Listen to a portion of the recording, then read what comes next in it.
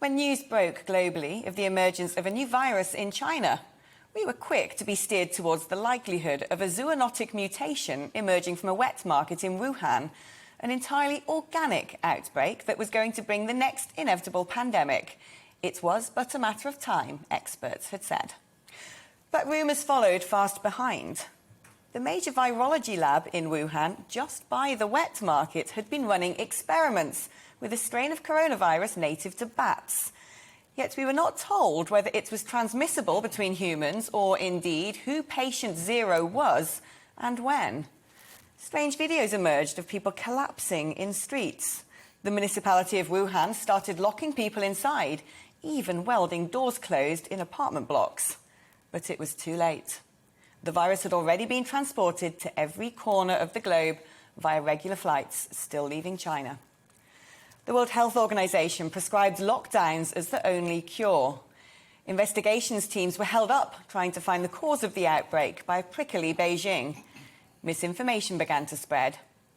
Experts in epidemiology spoke of the gain-of-function adaptations to the virus with all the hallmarks of being man-made. Today, we still don't know what caused the biggest global pandemic in history, resulting in over 4 million deaths and counting. As countries ground to a halt and economies shrunk, China, with its ability to churn out anything, from face masks to ventilator parts from its heavily industrialised megacities, was able to provide almost every product imaginable at the click of a button, for far less than most international rivals, and so saw its trade boom. With all the signposts of the perfect conspiracy theory, the world looked to Beijing for answers, but has been left with even more questions.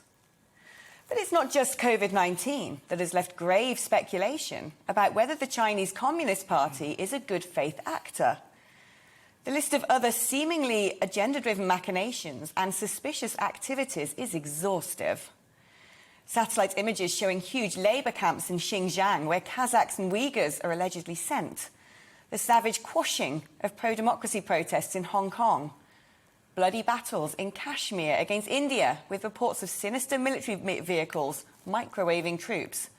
Ominous naval exercises off the coast of Taiwan. And a global network of infrastructure development, particularly in the developing world, tied to extortive repayment regimes that see strategically vital chunks of territory signed over to Beijing when bills cannot be paid. Involvement in the most sensitive projects, even here, from nuclear power to communications networks and weaponry. For every speculative query about the intentions of the CCP, a network of sharp-tongued, Beijing-choreographed ambassadors are ready to pounce with wolf warrior diplomacy.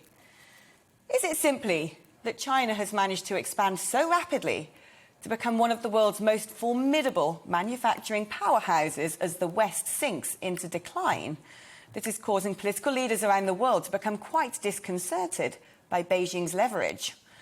Or should we be worried by the sheer scale of Chinese influence penetrating right to the very heart of some of our most critical institutions, from political and academic capture to investment and subsidy of vital and often highly classified projects? The litany of case studies is eye-watering, at home and abroad. China's de facto control of high-profile infrastructure projects, from ports in Sri Lanka and Kenya to motorway bridges in Montenegro, where the debt amounts to 1/5 of the country's GDP, has left concerns that vulnerable states can now be gobbled up to effectively become Chinese colonies. From Barbados to Italy to Kenya to Nigeria to Pakistan, almost every country in the world will have the footprint of state-backed Chinese subsidiaries, while Beijing also buys up global debt.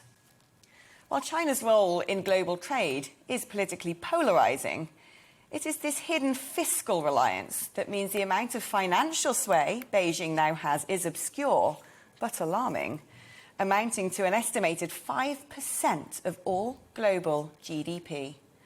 Almost all of the lending comes from government-controlled entities and totals around $1.5 trillion in debt to 150 countries, making China the world's largest official creditor, bigger than the World Bank, the IMF and all the OECD creditor governments combined. perhaps it's too late. How can any country now stand up to the might of China when so many governments, economies, universities, industries, businesses and even supranational organisations are so inextricably bound to Beijing? Should we be scared? Or is the often deemed predatory mercantilism of Beijing's Belt and Road Initiative simply a progressive force for good, stepping in to boost development while America and Europe have been caught napping? Today, we really need to talk about China. Welcome to the GB News YouTube channel. You can watch us live 24 hours a day, catch up on your favourite shows and join in the conversation in the comments below. Don't forget to subscribe and you'll never miss any of our exclusive content.